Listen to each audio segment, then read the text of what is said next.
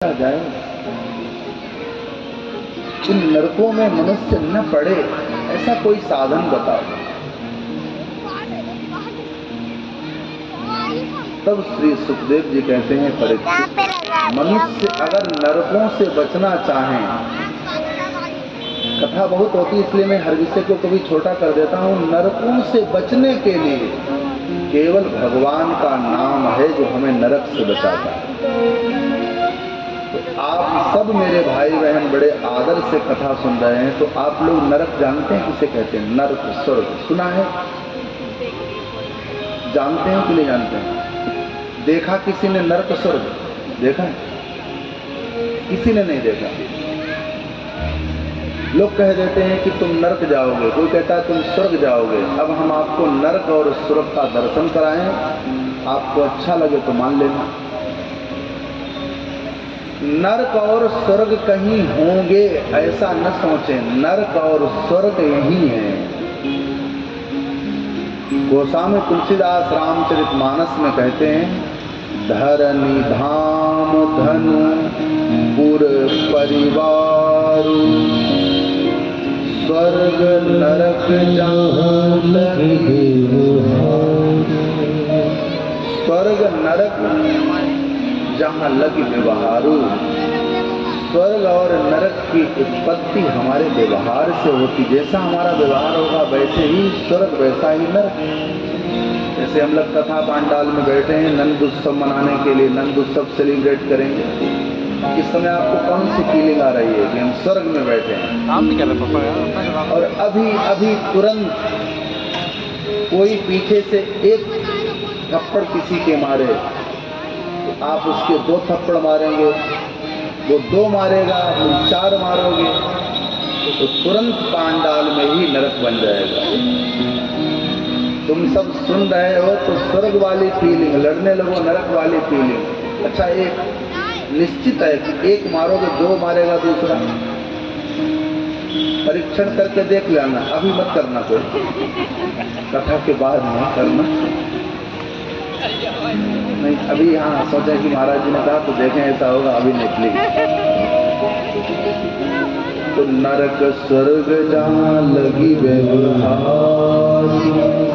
हमारे घर में एक छत के नीचे बैठकर किलकारियां मारकर साथ साथ भोजन किया जाए, हंसे जाए, वो घर स्वर्ग हो गया। रोटी खा रहे, एक दूसरे को देखकर मुंह फुलाए बैठे हैं, आंखें ताने बैठे, नाक फूल रही, लाल चेहरा पड़ा जा रहा, वो भैया घर भी नरक है।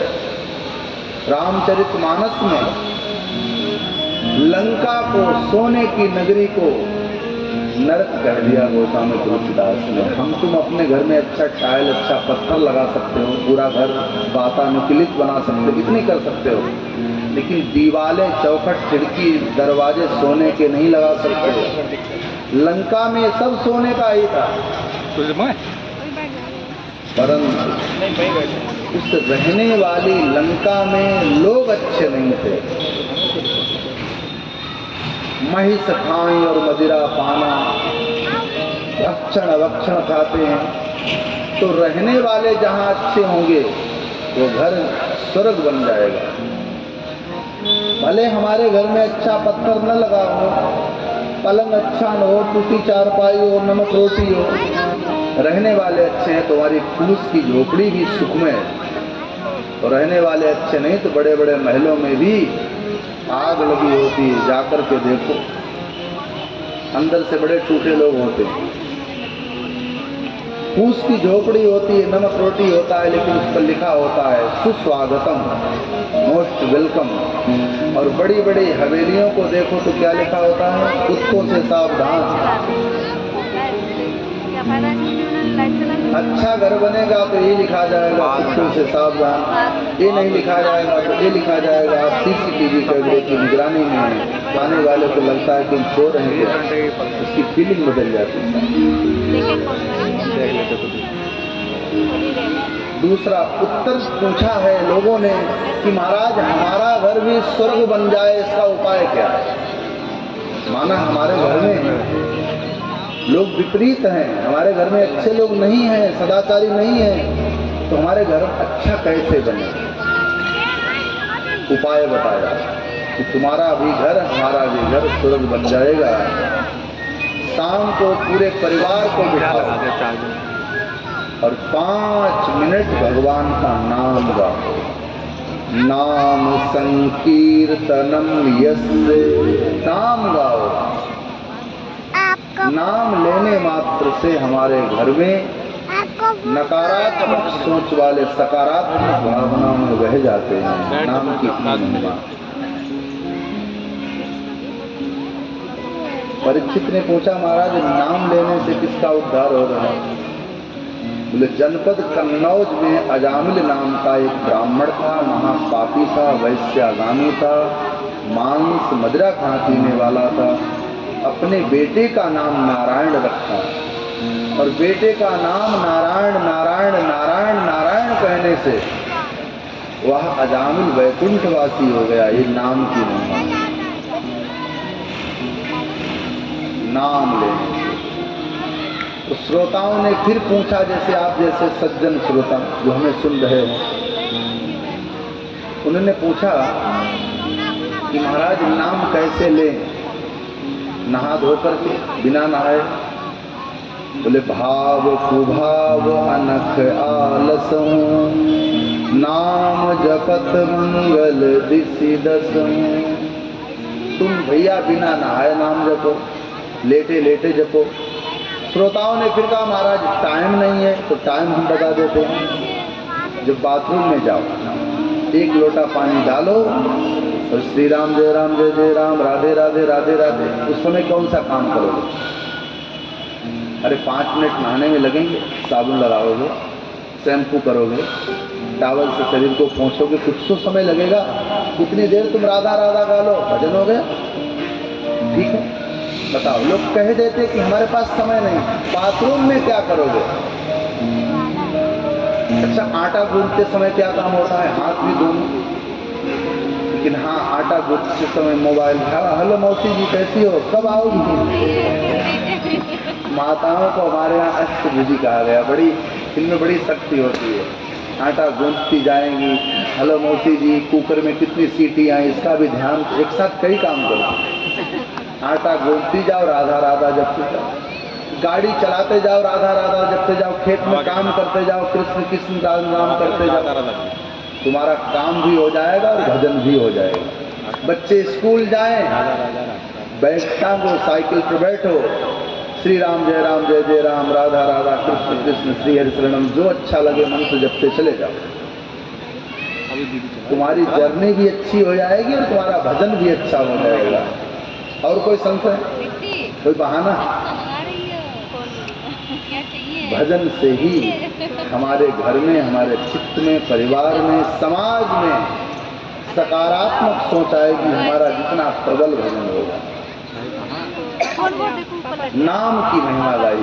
थोड़ी देर नाम गाओगे सब लोग, गा लें। आइए, राधा नाम कुछ क्षण के लिए भाव से, भीतर से सब मिल करके गा लें, क्योंकि नाम से ही सकारात्मक भाव आता है। तो हम सब मिल करके राधा नाम गा लें सब भाव से।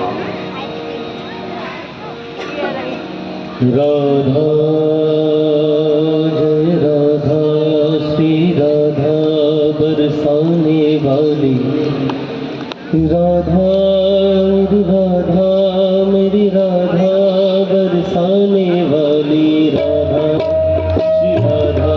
श्री राधा बरसाने वाली, लाला लाला लाला वृंदावन वाली, राधा श्री राधा लाला लाला मेरे लाला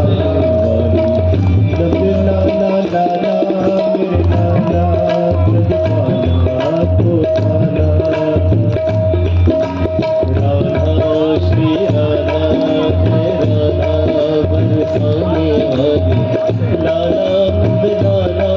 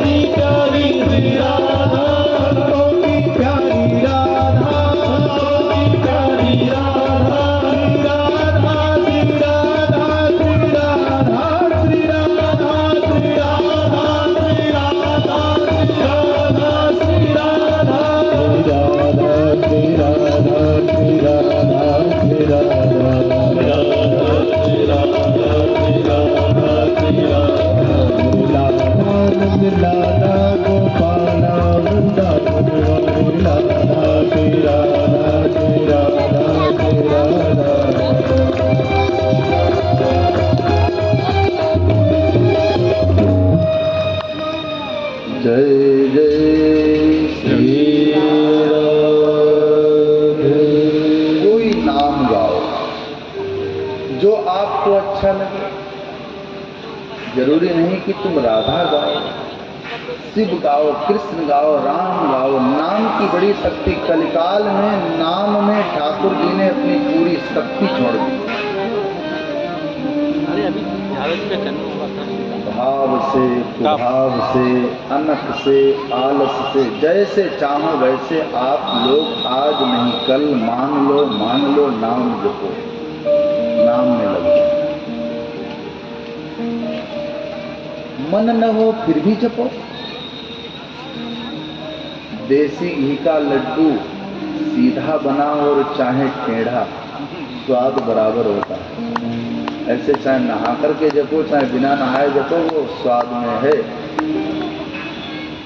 अजामिल ने अपने बेटे का नाम नारायण रखा और परम लोक वैकुंठ जाता। वृत्तासुर का चरित्र गाया। श्री प्रहलाद के पावन चरणों में प्रणाम करते हुए शुकाचार्य जी कहते हैं कि भक्त प्रहलाद इतने परम पावन भक्त हुए कि भागवत में भक्त तो ध्रुव जी भी हुए, लेकिन ध्रुव जी का नाम भगवान के भक्तों में नहीं आया। क्यों? बोले ध्रुव जी ने भगवान की आराधना की है कुछ चाहत के लिए कि मुझे राज्य मिले, इसलिए ध्रुव जी का नाम भक्त में नहीं आया। भक्तों की जब गिनती की गई तो प्रहलाद जी का नाम आया, क्योंकि प्रहलाद जी ने भगवान को निष्काम जपा। ध्रुव जी ने भगवान का नाम सकाम जपा। ध्रुव जी नाम जपते हैं तो निष्काम नहीं, सकाम, कामना से जपते हैं कि मेरी कामना की पूरी होती है, ये कामना की पूर्ति है। माता जी थोड़ा स्टैंड देखे रहो।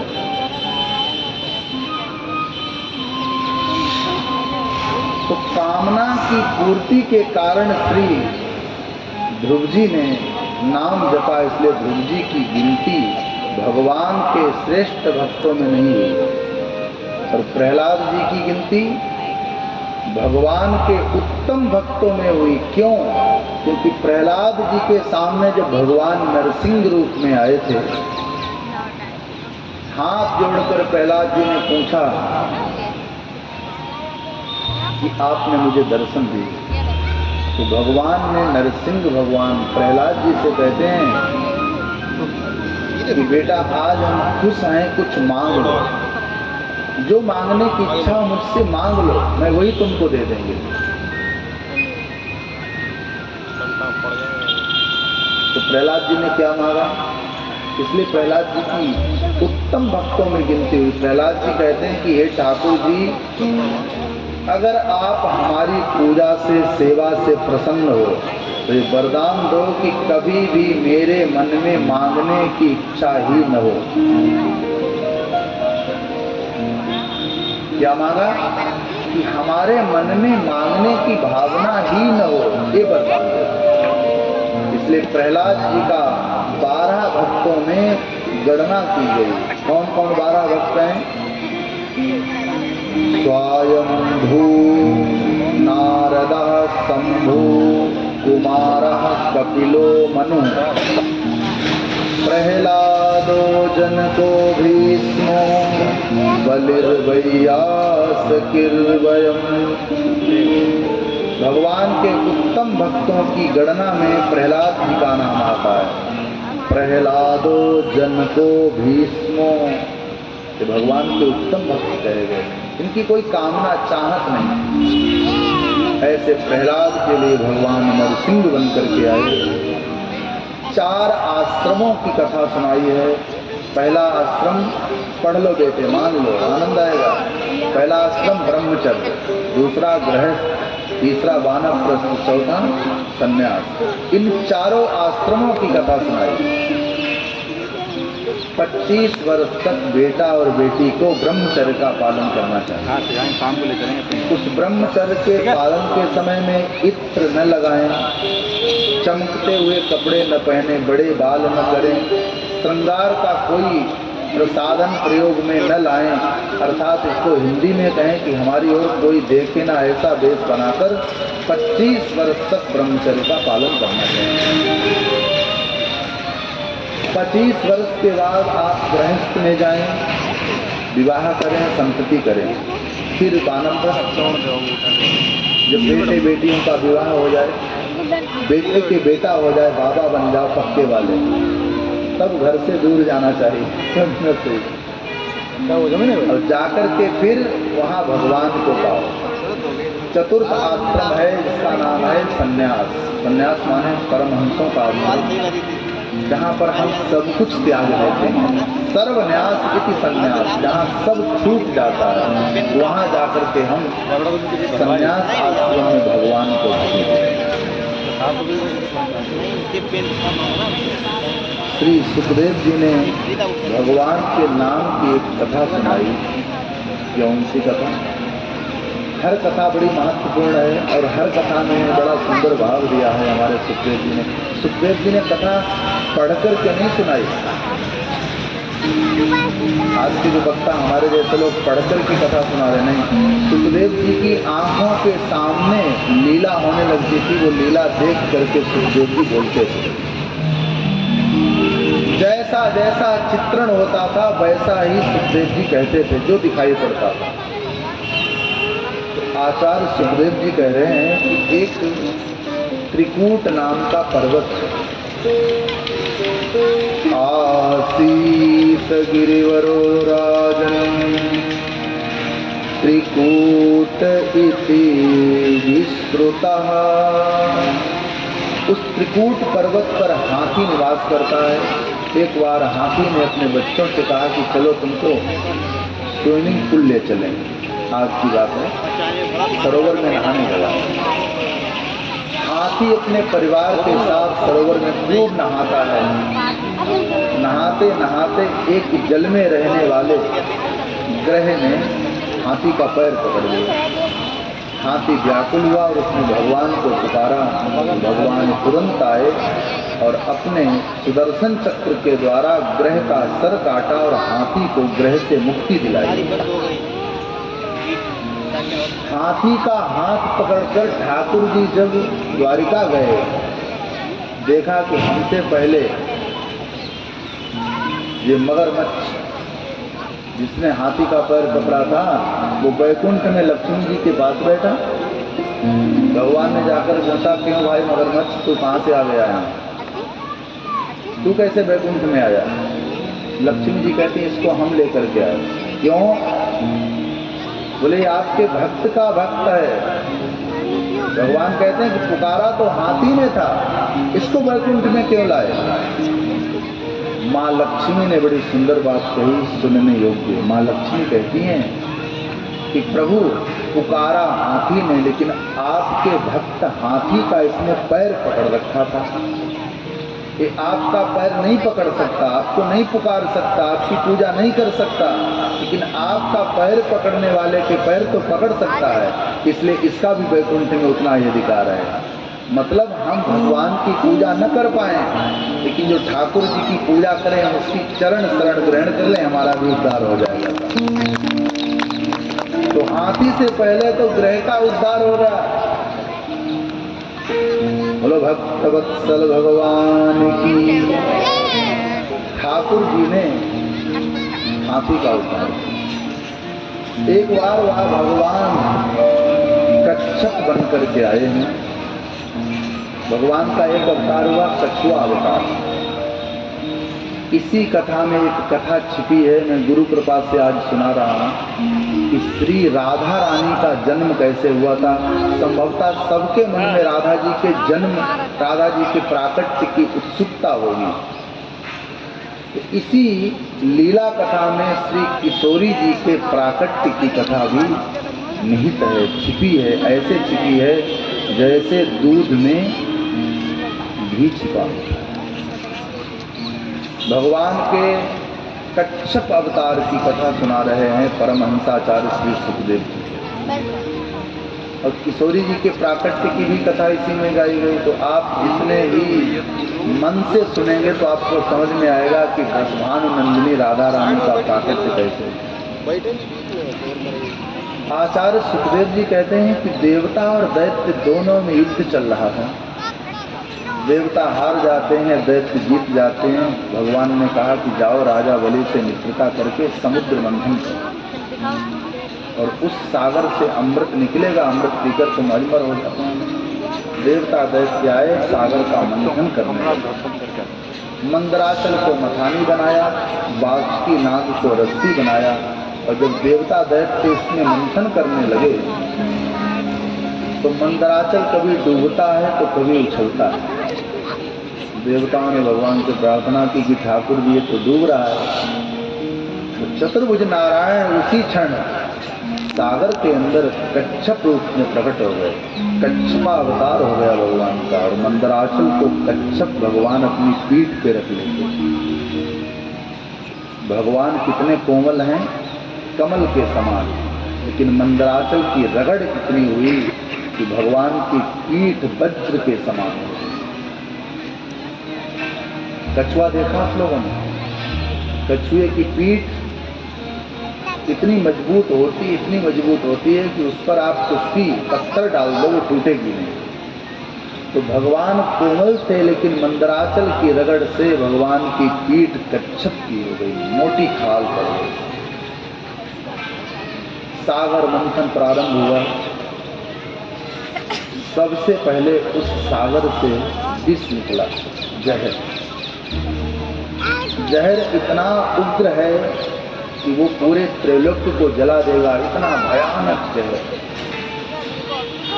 देवता दैत्य महादेव की शरण में गए। हे देवों के देव कैलाश पीठाधीश्वर महादेव, इस जल का आप पान कर लो, हम देवता दैत्यों के प्राण बच जाएं, नहीं तो पूरा जगत जहर से मर जाएगा। देवों के देव भगवान महादेव तो हमारे इतने सरल हैं, इतने सहज हैं।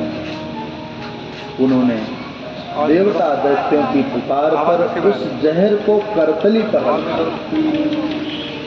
और जहर पीने लगे। ऐसे जहर पिया कि मन में संकल्प जगा कि अगर हम इसको पेट में ले जाएंगे तो हमारे हृदय में भगवान रहते हैं, भगवान के ऊपर जहर का असर आ जाए।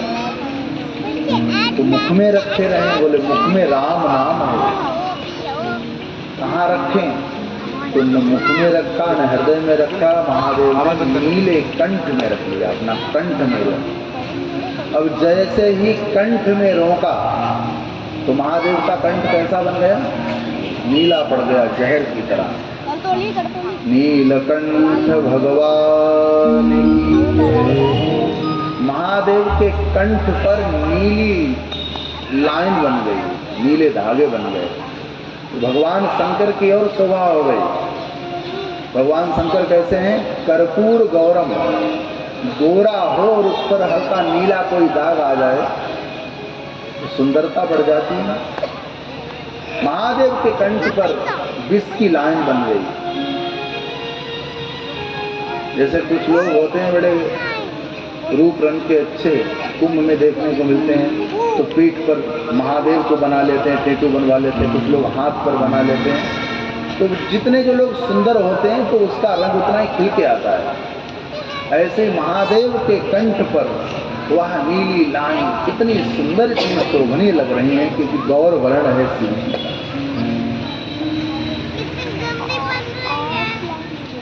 जहर पिलाकर देवता दैत्य जाने लगे। शंकर जी ने कहा देखो कितने देवता स्वार्थी हैं, किसी को जहर पिलाया तो थोड़ी देर वेट कर लो कि इसकी हालत कैसी रहेगी। इनको अमृत पाना है। स्वार्थी व्यक्ति की यही पहचान होती है, उसका स्वार्थ सिद्ध हो जाए फिर तुमसे कोई लेना देना नहीं। व्यवस्थापक लोग, जो लोग आते जाए उनको भाई बिठाते जाओ, उनकी सेवा करते जाओ। जो पीछे भैया बहन आते हैं व्यवस्था करने वाले, उनको बिठाते जाएं आदर सम्मान से। वृंदावन बिहारी लाल की। तो जब ठाकुर जी ने देखा कि महादेव ने जहर पिया, महादेव ने विष पान किया, तो महादेव के अंदर ग्लानि ये हुई कि देवता कितने स्वार्थी हैं कि हमको जहर पिलाकर देवता अमृत पीने जा रहे हैं। तो भगवान ने आशीर्वाद दिया क्या कि हमारा आशीर्वाद है जिन्होंने अमृत पिया वो देवता कहलाएंगे और जिसने जहर पिया वो महादेव कहलाएंगे। तो अमृत पीने वाले देव कहलाए, जहर पीने वाले महादेव कहलाए। ये हमारे शंकर की करुणा का स्वरूप है, इनकी दया का स्वरूप। ओ महादेव तुम्हारी जय हो, महादेव तुम्हारी महादेव तुम्हारी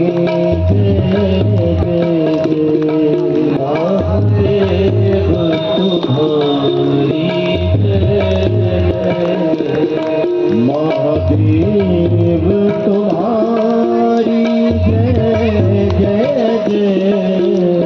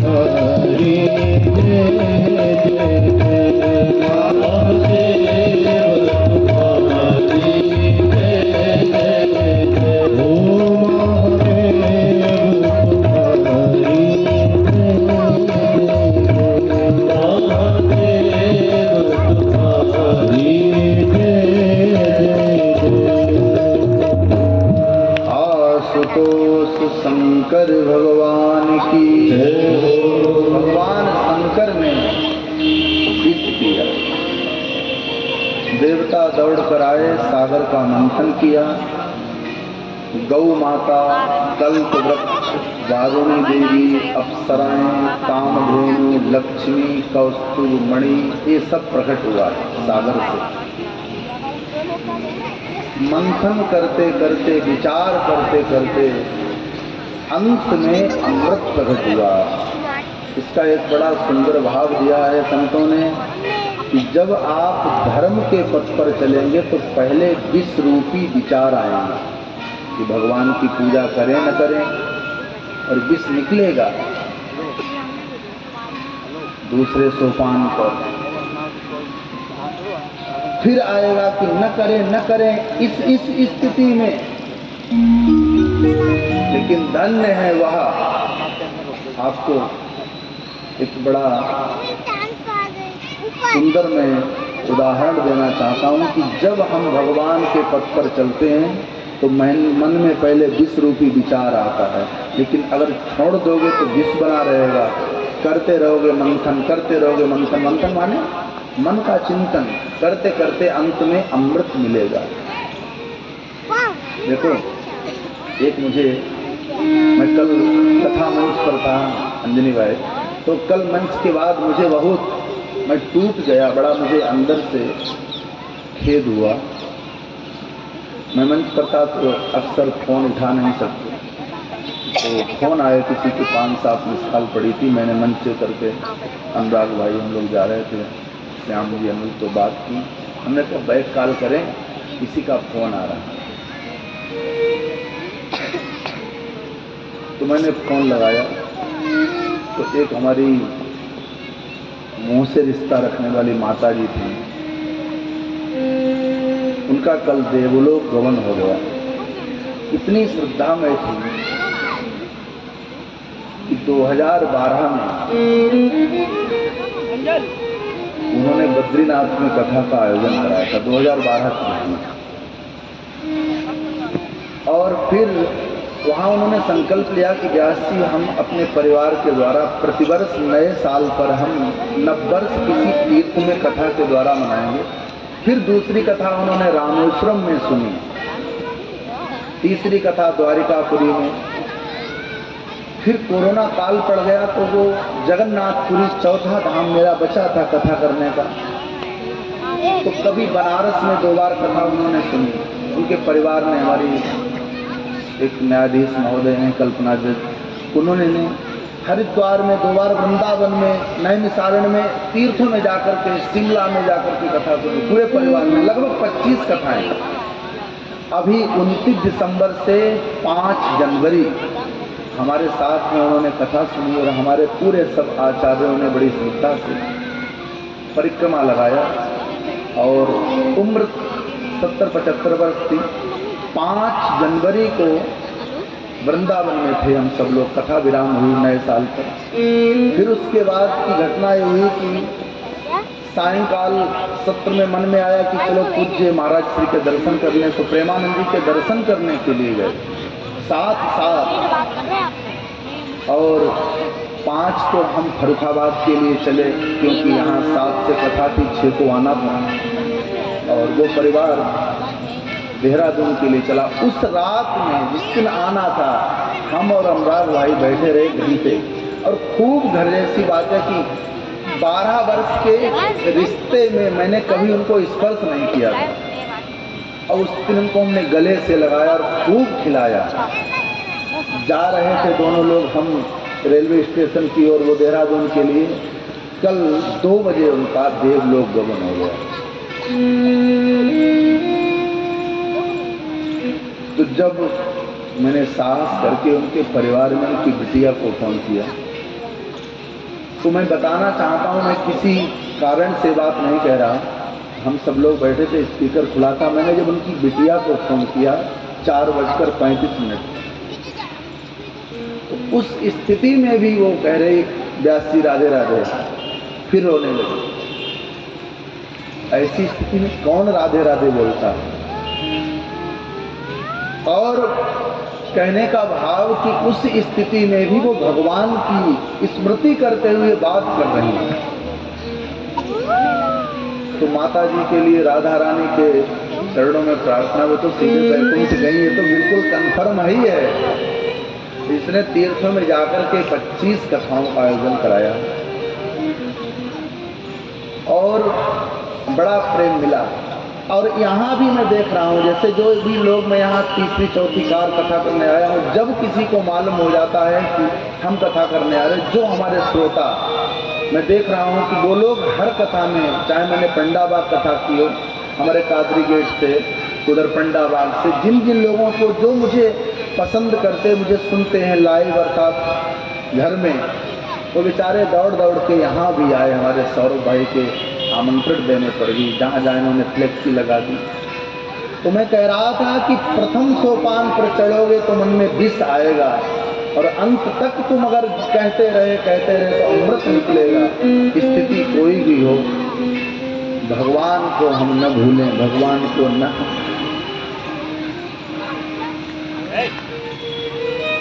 सागर का मंथन किया गया और अंत में उस सागर से सुंदर अमृत कलश लेकर के धन्वंतरी जी महाराज प्रकट हो गए। अब धन्वंतरी जी महाराज आए हैं, एक दैत्य ने वो कलश छीन लिया और भागने लगा दैत्य। 4 जगह उस अमृत के कलश को छिपाया, उज्जैन, नासिक, प्रयागराज, हरिद्वार, जहाँ जहाँ अमृत कलश को छिपाया गया वहीं पर 4 जगह कुंभ पड़ता है, अमृत महोत्सव मनाया जाता है। नासिक, उज्जैन, हरिद्वार, प्रयागराज। इस बार प्रयागराज में कुंभ है, जहाँ 4 फरवरी से हम कथा करेंगे। तो उस अमृत को देखकर देवता रोने लगे कि मेहनत हम सबने की, अमृत केवल अकेले आपने। उसी समय भगवान मोहिनी रूप लेकर के प्रकट हो गए। बोल मोहिनी भगवान की। भगवान कैसे आए? मोहिनी रूप में आए। मोहिनी रूप कैसा है कि जिस रूप को देखकर देवता दैत्य सब मोहित हो गए, इतनी सुंदरता है भगवान के उस रूप में, मोहिनी रूप में। नख से लेकर के शीश तक सुंदरता भरी पड़ी है, पूरा विश्व मोहित हो गया। अब इतना सुंदर रूप देखकर कोई सोच रहा कि मेरी अर्धांगिनी बन जाए, कोई सोच रहा कि ये मेरे साथ दोस्ती कर लें, परंतु उन देवताओं में बैठे हुए भगवान सूर्य के मन में आया कि कहीं इतनी सुंदर मेरे घर में बिटिया आ जाए तो ये मेरी बेटी बन जाए। कोई मित्र बनाना चाहता, कोई पत्नी बनाना चाहता, लेकिन भगवान सूर्य कह रहे कि मेरी बेटी बन जाए। बेटी की चाहत। मोहिनी भगवान आए और सूर्य भगवान से कहा कि हे भगवान सूर्य, चिंता न करो, कोई मुझे पत्नी की चाहत से देख रहा, कोई मित्र की चाहत से, तुमने बिटिया की नजर से मुझे देखा, जाओ मेरा आशीर्वाद है, तुम तप करो। सूर्य का एक नाम है भानु। भानु माने सूर्य के पर्यायवाची। बोले तुम्हारा नाम भानु है और हमारे रूप को देखकर पूरा विश्व मोहित होता है। हम इतने सुंदर रूप में आए हैं और जब तुम भानु वृषभानु बनोगे तो हम तुम्हारे घर ऐसे रूप में आएंगे कि उस रूप को देखकर हम मोहित हो जाएंगे। हमारे इस रूप को देखकर त्रिभुवन मोहित है और जब तुम वृषभानु बनोगे तो हम तुम्हारे घर ऐसे सुंदर रूप में आएंगे कि उस रूप को देखकर मैं भी मोहित हो जाऊं। ऐसा वचन दिया। वही सूर्य एक बार राजा बनकर के आए, राजा बनकर के तप किया। भगवान बिटिया बनकर के नहीं आए। तो इन्होंने ब्रह्मा जी के नाम का तप करना प्रारंभ किया, ब्रह्मा जी को भजा। देखो राधा जी के जन्म की कथा सुना रहा हूं। ब्रह्मा जी प्रकट हो गए। ब्रह्मा जी ने कहा वृषभानु मांग लो, मांग लो। वृषभानु ने कहा नहीं, मांगना नहीं है, हमने आपकी पूजा इसलिए की कि आप भगवान के करीबी हैं, जाओ जाकर के बताओ, कोई तुम्हारा बरसाने में प्रतीक्षा कर रहा है, तुमने वादा किया था कि तुम्हारे घर बिटिया बन करके आएंगे, भगवान को याद दिलाओगे, इसलिए मैंने तुमको पुकारा। ब्रह्मा जी आए, वैकुंठ में रहने वाले ठाकुर जी को कहा कि नारायण सुनो, एक बरसाने में भक्त तुम्हारी राह देख रहा है, उसको तुमने वचन दिया था कि तुम्हारे घर बिटिया बन करके आएंगे, तो तेरे लिए तड़प रहा, बेचैन हो रहा, प्रभु जाओ ना, बेटी बन जाओ। भगवान ने कहा हाँ बिल्कुल आपने सही कहा, ये सत्य है कि हाँ मैंने तो वचन दिया था किसी को कि बेटी बन करके आएंगे। अरे ब्रह्मा जी, बेटा बनना होता तो हम कब का बेटा बन जाता। क्यों? बोले बेटा बनने में कुछ ज्यादा मेहनत नहीं है, 10-15 लोगों के भाग्य जगह तुम्हारे घर में बेटा हो जाएगा। और जब परिवार में 100 लोगों का भाग्य जगता है तब बिटिया होती है, इसलिए बिटिया को सौभाग्यवती कहा जाता है।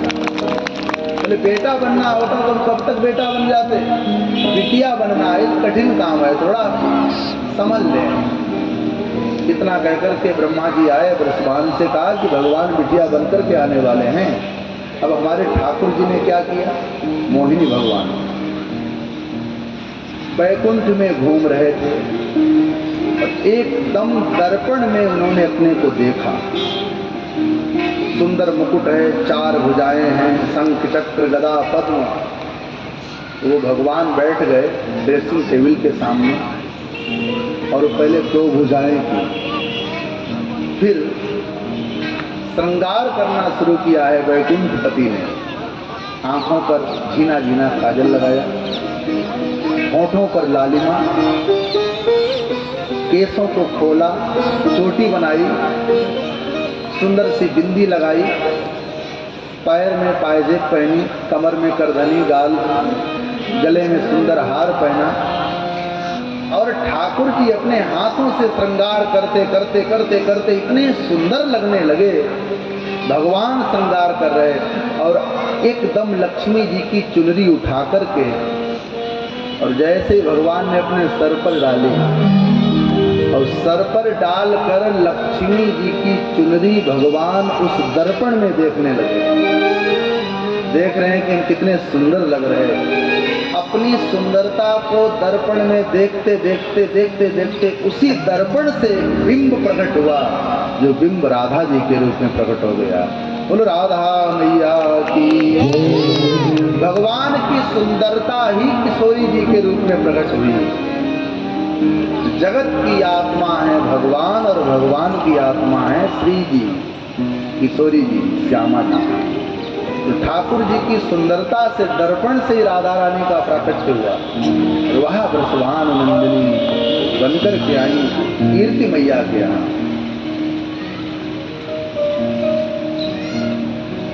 तो जिसकी जो भावना रही भगवान ने उसको वो दिया। भानु की भावना थी बिटिया को पाने, तो उनको बिटिया मिल गई। उसी अमृत के लिए युद्ध होता है, जिस युद्ध का नाम पड़ा देवासुर संग्राम। परमहंसाचार्य भगवान सुखदेव जी कहते, राजन, भगवान श्रीहरि के वामन अवतार में माँ अदिति की तपस्या से ठाकुर जी माँ के यहाँ बेटा बनकर के आए, नाम वामन पड़ा। 3 पग से राजा बलि का सर्वस्व लेकर इंद्र को दिया, मत्स्य अवतार की कथा सुनाई। भागवत के अंतर्गत 12 स्कंद हैं और 12 स्कंदों में 9 स्कंद तक भगवान के भक्तों की कथा गाई गई और 3 स्कंदों में भगवान की कथा गाई गई। 9वें स्कंद में राम जी का जन्म और कृष्ण जन्म, दोनों कथाओं को न गाया गया है। जब राम जी के वंश की कथा गंगा के किनारे बैठे आप जैसे श्रोताओं ने राजा परीक्षित के माध्यम से श्रवण की, तो आचार्य सुखदेव जी कहते हैं कि भगवान नारायण की नाभ से कमल पुष्प प्रकट हुआ और कमल के ऊपर ब्रह्मा जी के पुत्र हुए मारीच, मारीच के पुत्र हुए कश्यप, कश्यप के पुत्र हुए भगवान सूर्य। सूर्य के वंश में महाराज सगर हुए, सगर के 60,000 बेटे हुए, 60,000 बेटे एक बार कपिल भगवान की दृष्टिपात से जल करके राख हुए। सगर की दूसरी पत्नी केसनी, उसका बेटा असमंजस अपने पूर्वजों के उद्धार के लिए माँ गंगा की प्रार्थना करता है। गंगा को कहता, माँ आओ और मेरे पूर्वजों का उद्धार करो। असमंजस के कहने पर गंगा नहीं आई। असमंजस का बेटा अंशुमान गया, अंशुमान ने गंगा की प्रशंसा की, प्रार्थना की, गंगा नहीं आई। दिलीप गए, दिलीप ने भी जाकर के गंगा की प्रार्थना की कि हे गंगा आओ, आकर के मेरे पूर्वजों का उद्धार करो। गंगा नहीं आई। दिलीप के पुत्र भागीरथ जी जब गए और माँ गंगा की प्रार्थना की, स्तुति की, तो माँ गंगा गंगोत्री से कल कल करते हुए मृत्यु लोक आई और महाराज सगर के मृत पुत्रों का उद्धार करके गंगा गंगा सागर में विलीन हो गए। गंगा अवतरण की कथा सुनाई। गंगा जी कैसे आए, किस लिए आए? गंगा लाने वाले हैं भागीरथ जी और नहाने वाले हम तुम सब। ऐसे ही कथा गंगा को लाने वाला कोई निमित्त बनता है। जैसे इस बार कथा गंगा को लाने वाले हमारे सौरभ भाई बन गए, नहा हम सब रहे, हम भी नहा रहे। मैंने कथा के प्रथम दिन कहा था कि वक्तव्यम श्रोतव्यम, कथा सुनने वाला और कथा कहने वाला, कथा के प्रति प्रीति रखने वाला, तीनों को भगवान नहीं छोड़ते हैं। ये भगवान का वचन है। तो हम भी धन्य हो रहे, आप भी धन्य हो रहे। जिसके कान में जा रही है, जबरदस्ती साउंड माइक के द्वारा कान में जा रही कथा, नहीं सुनना चाहते फिर भी सुनाई जा रही, कल्याण होगा। उन्हीं भागीरथ का पुत्र हुआ श्रुत, श्रुत का सर्वकाम, सर्वकाम का अस्मक, अस्मक का मूलक, मूलक के विश्वक्सेन, विश्वक्सेन के पुत्र दीर्घवायु, दीर्घवायु के रघु, रघु के अज, अज के दशरथ, दशरथ के राम, राम के लवकुश। एक सूर्यवंश के राजाओं का वर्णन किया। परीक्षित ने हाथ जोड़ करके कहा, महाराज मुझे चंद्रवंश के श्री कृष्ण का चरित्र विस्तार से सुनाओ। आपने जितनी कथाओं को सुनाया वो कथाएं मुझे नहीं, मुझे उन कृष्ण की कथा सुनाओ जिन्होंने मेरी माँ के गर्भ में जाकर मेरे प्राण बचाए। राजोवाच कथितो वंश विस्तारो भवतः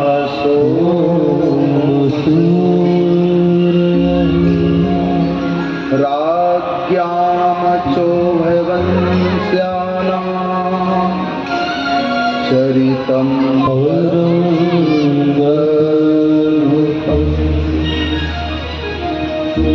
राजा परीक्षित ने बड़े अंतर आत्मा से निवेदन किया कि मुझे कृष्ण जन्म की कथा सुनाओ। हमारे भी श्रोता कृष्ण जन्म की कथा सुनने के लिए, नंद उत्सव मनाने के लिए उत्साहित हैं। तो हम सब नंद उत्सव की ओर चलें, कैसे श्री कृष्ण का जन्म हुआ। राजा परीक्षित ने निवेदन किया कि मुझे कृष्ण का चरित्र विस्तार से सुनाओ। सुखदेव जी ने भी श्रोता के कहने पर ऐसे विस्तार से सुनाया कि फिर 3 दिन तक केवल कृष्ण जन्म ही सुनाया।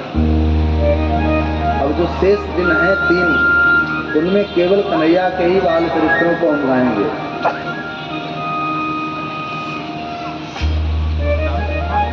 भागवत की कथा 3 दिन तक ज्ञान में रहती है और 3 दिन तक भक्ति में रहती है और अंतिम दिन वैराग्य में हो जाती है, जिस दिन परीक्षित का मोक्ष होता है। ये कथा की सीढ़ियां बताई हैं हमारे पूर्वाचार्यों ने। तो राजा ने कहा कि मुझे कृष्ण का चरित्र विस्तार से सुनाओ। कथा सुनने वाला, कथा कराने वाला कहे मुझे राम कथा सुनाओ, तो भैया राम कथा सुनो। कथा कराने वाला जैसा कहेगा वक्ता वही तो करेगा। तो सुखदेव जी ने कहा कि तुम कृष्ण की कथा विस्तार से सुनना चाहते हो तो जाओ, जाकर के थोड़ा पानी पी लो, चाय पी लो, कुछ खा पी लो, फिर आओ। राजा ने कहा कि हे गुरुदेव, एक बार पानी पीने के लिए मैं गया और उस पानी के कारण मुझे श्राप लगा था कि आज के 7वें दिन तक्षक दंश करेगा। आप फिर मुझे उसी पानी की याद दिला रहे हैं। पिबंतम त्वान मुखाम भोजम अच्युत हरि कथा अमृत। अब हमें और कुछ नहीं चाहिए, न चाय न काफी। आप जैसे सदगुरु के मुख से भगवान की अमृतमयी कथा को पिलाते जाओ। पिबंतम त्वान मुखाम भोजम अच्युत हरि कथा अमृतम। भगवान की कथा कैसी है? बोले अमृत के समान है, अमृत स्वरूप है। आप इसको पिला दो, आपकी बड़ी कृपा होगी, आपका एहसान होगा, मुझे कथा पिला। तब श्री सुखदेव जी ने श्रोता की प्रशंसा की। सम्यग्व्यस्थितः बुद्धिस्तवराज ऋषि सत्तमः वासुदेव कथायां चेयुज्यता नैष्ठिकीरतिः। शुकाचार्य जी कहते हैं कि अगर हम ब्रह्म ऋषि हैं, कथा कहने वाला कैसा है? बोले ब्रह्म ऋषि। तो कथा सुनने वाला कौन है? बुद्धिस्तराज ऋषि उत्तमः। कथा सुनने वाला राज ऋषि है, कथा कहने वाला ब्रह्म ऋषि है। सुखदेव जी प्रशंसा करते हैं कि परीक्षित तुम्हारी मति कैसी है? नैष्ठिकी रति, नैष्ठिक माने अटूट विश्वास तुम्हारा कथा के प्रति है, इसलिए तुम्हारा उद्धार हो जाएगा। तुम्हारा कथा के प्रति पूरा भरोसा है, पूरी निष्ठा है। शुकाचार्य जी कहते, राजन, एक बार इस धरती के ऊपर शिशुपाल, दंतवक्त्र, विदुरथ, कंस, इन बड़े बड़े असुरों का अत्याचार बढ़ा। कैसा बढ़ा? मथुरा में ब्राह्मणों की यज्ञशाला की अग्नि को जल डालकर बुझा देते हैं, संतों के दंड छीन कर तोड़ कर फेंक देते हैं, ब्राह्मणों का जनेऊ काट देते हैं। त्राहि त्राहि मची। जब धरती पर अनीति होने लगी तो धरती व्याकुल हुई। और धरती का एक नाम है रसा। रसा माने रस, रस देने वाली भूदेवी। धरती ने सब रसों को छिपा लिया। त्राहि त्राहि मचने लगी, अकाल पड़ गया, क्योंकि धरती से ही तो रस है। रसगुल्ला, रसगुल्ले में मिठास कहाँ से आई? बोले चीनी से। चीनी किससे बनी? गुड़ से। गुड़ कहाँ से आया? गन्ने से। और गन्ने में मिठास कहाँ से आई? बोले धरती से। सारे फल आप देखें, उन फलों में मिठास कहाँ से आती है? धरती से। तो इसलिए धरती का एक नाम है रस, रसा। रसा ने सारे रसों को विलुप्त कर लिया, छिपा लिया।